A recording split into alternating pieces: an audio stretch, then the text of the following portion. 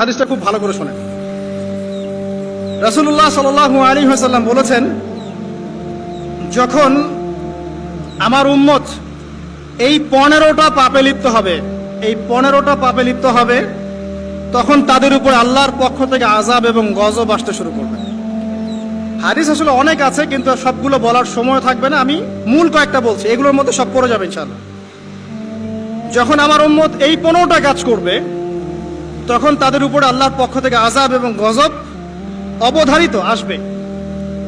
এক নাম্বার পাপ যখন এই উম্মতের মানুষ করবে, যখন তারা গনিমতের মালকে ব্যক্তিগত সম্পদ মনে করবে। গনিমতের মাল বোঝেন? রাষ্ট্রীয় সম্পদ, পাবলিক প্রপার্টি, এটাকে যখন মানুষ ব্যক্তিগত সম্পদ মনে করে ব্যবহার করা শুরু করবে। এটা কি মিল পাওয়া যায়? আচ্ছা।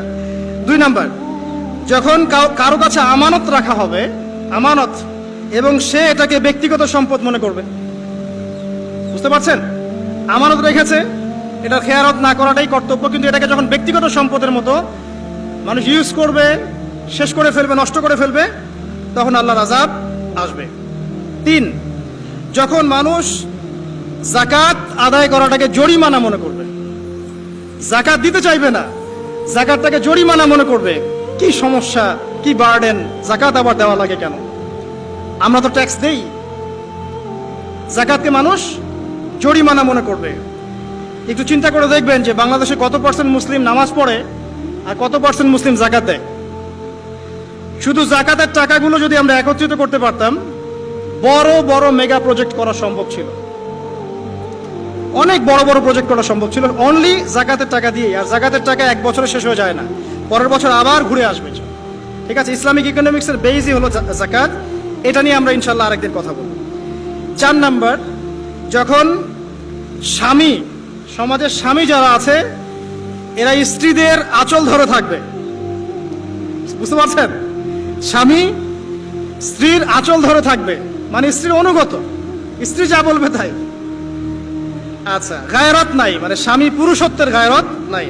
5 নাম্বার, যখন সন্তান মায়ের অবাধ্য হয়ে স্ত্রীর খেদমত করা শুরু করবে। যখন সন্তান মাকে দেখবে না, স্ত্রীকে দেখবে।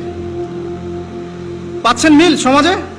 আচ্ছা। 6 নাম্বার, যখন বাবার পরিবর্তে, পিতা, বাবার পরিবর্তে মানুষ বন্ধুদেরকে সম্মান করা শুরু করবে। বাবাকে সম্মান করবে না, ফ্রেন্ড সার্কেলকে সম্মান করবে। সুবহানাল্লাহ। এরপরে আসেন 7, যখন, আমার কথা রাগ করেন না, এটা হাদিসে আছে, যখন সমাজের নিকৃষ্ট মানুষদেরকে নেতৃত্ব দেওয়া হবে। এটা হাদিসে আছে। সমাজের নিকৃষ্ট মানুষকে যখন নেতৃত্বের আসনে বসাবে মানুষ, তখন সমাজে আল্লাহর গজব আসবে। হাদিস তিরমিজি 2211 নম্বর। এরপরে 8, নবী সাল্লাল্লাহু আলাইহি ওয়াসাল্লাম বলছেন, যখন কোনো ব্যক্তিকে সম্মান করা হবে তার টর্চার থেকে বাঁচার জন্য। যখন কোনো মানুষের সম্মান করা হবে তার শাস্তি থেকে বাঁচার জন্য, মানে মানুষ মন থেকে সম্মান আসছে না, ভয়ে আপনি সম্মান পাচ্ছেন। এই অবস্থা যখন আসবে, তখন আল্লাহর আযাব আসবে। তারপরে 9, যখন মসজিদের মধ্যে, দেখবেন অনেক মসজিদ আছে বাংলাদেশে, মসজিদের মধ্যে হট্টগোল বেড়ে যাবে, মসজিদের মধ্যে হট্টগোল বেড়ে যাবে, আর মসজিদগুলো হবে চাকচিক্যময়, হেদায়েত উঠে যাবে। মসজিদ হবে চকচকা, তাজমহলের মতো এক একটা, কিন্তু হেদায়েত উঠে যাবে, মসজিদে হট্টগোল বেড়ে যাবে। 11, যখন পুরুষেরা রেশমি কাপড় পরবে, পুরুষেরা সিল্কের রেশমি কাপড় পরবে। পুরুষের জন্য স্বর্ণ আর রেশমি কাপড় পরা হারাম। তো এখন পুরুষের অনেকে স্বর্ণ পরে, রেশমি কাপড়ও পরে, এটা মহিলাদের জন্য জায়েজ। এরপরে 12, যখন প্রকাশ্যে মদ্যপান করা হবে। আর মদ্যপানের মধ্যে ভাই সিগারেটও পড়ে, আপনার গাঁজা, ইয়াবা সবই পড়ে। যারা প্রশাসনে আছে, আমাদের এখানে অনেক ভাই প্রশাসনে আছে, তারা জানে যে মাদকদ্রব্য নিয়ন্ত্রণ করতে তাদেরকে কত হ্যাসেল পোহাতে হয়। আর এমন এমন কেস আসে যে মানুষ আপনি কল্পনা করতে পারবেন না। যে আমি একবার বলেছিলাম যে এমন একটা যুগে আমরা বাস করছি যে এমন পাপ মানুষ করছে এখন, যা না কোনো চোখ দেখেছে, না কোনো কান শুনেছে, না কোনো মন কল্পনা করেছে, এমন পাপ করছে। যখন প্রকাশ্যে মদ্যপান করা হবে, এবং লাস্টের দুইটা হচ্ছে 13, যখন বাদ্যযন্ত্রের সংখ্যা বেড়ে যাবে, বাদ্যযন্ত্রের চর্চা বেড়ে যাবে, এবং সর্বশেষ যখন গায়িকাদেরকে সম্মান করা হবে, এবং উম্মতের শেষের দিকের লোকেরা, মানে আমরা উম্মতের প্রথম দিকের লোকদেরকে গালিগালাজ করবে। বুঝতে পারলেন? যখন মাদকদ্রব্য প্রকাশ্যে পান করা হবে, যখন আপনার রেশমি কাপড় পুরুষেরা পরবে, যখন বাদ্যযন্ত্র তৈরি করা হবে, চর্চা করা হবে, এবং গায়িকাদেরকে সম্মান করা হবে, এবং যখন এই উম্মতের শেষের মানুষেরা উম্মতের প্রথম দিকের মানুষদেরকে গালিগালাজ করবে। সাহাবীরা কি জানতো, আয়েশা রাদিয়াল্লাহু আনহা চরিত্র অমুক ছিল, এই ছিল, সেই ছিল, ইত্যাদি। নাউযুবিল্লাহ। এই কথাগুলো এখন আসে না? এই হাদিসে যে 15টা পয়েন্ট আছে, আমি বেশি হাদিস আনি নাই, আমি নিজে পড়েছি সবগুলোই, কিন্তু আনিনি বেশি হাদিস, এতগুলো বলার সময় নাই। এই একটা হাদিস কি যথেষ্ট না? হাদিসের রাবি আলী রাদিয়াল্লাহু আনহু তিনি বলছেন, যখন এই আমলগুলো সমাজে বেশি বেশি চালু হয়ে যাবে, তখন কি হবে? নবী সাল্লাল্লাহু আলাইহি ওয়াসাল্লাম বলছেন যে তখন জমিনের মধ্যে আল্লাহর পক্ষ থেকে গজব আসবে। কি কি? 1 নাম্বার, প্রবল ঘূর্ণিঝড়, জলোচ্ছ্বাস।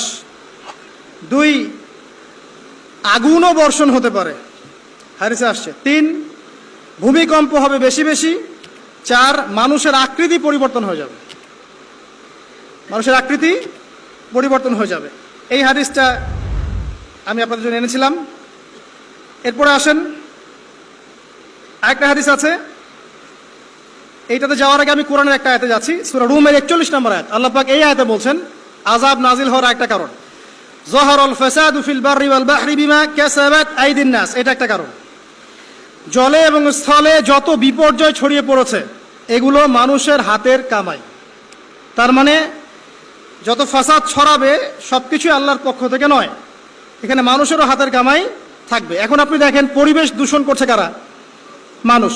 বনভূমি উজাড় করছে কারা? মানুষ। এই যে কার্বন মনোক্সাইডের পরিমাণ বাড়ছে বাতাসে, এগুলো কারা বাড়াচ্ছে? জিন, মানুষ। অর্থনীতির মধ্যে ফাসাদ কে করছে? সুদের মধ্য দিয়ে অর্থনৈতিক সিস্টেমে ফাসাদ কে ডেকে এনেছে? মানুষ। যাকাত বন্ধ করছি কারা? আমরা, তাই নয় কি? আপনি দেখেন সোশ্যালি যে সমস্যাগুলো হচ্ছে, এই যে জমি নিয়ে সমস্যা, আত্মীয়তার বন্ধন নিয়ে সমস্যা, টাকা পয়সার সমস্যা, পদের লড়াই, ক্ষমতার লড়াই, কারা করছে এগুলা? জিন শয়তান, মানুষ। এটা হচ্ছে কোরআনের এই আয়াতের ব্যাখ্যা, যে জলে এবং স্থলে যত বিপর্যয়, এগুলো মানুষের হাতের কামাই। তার মানে মানুষেরও এখানে প্রচন্ড রকম দোষ আছে। অন্যথা আল্লাহ পাক তো আর এখানে এমনি এমনি গজব পাঠাতেন না।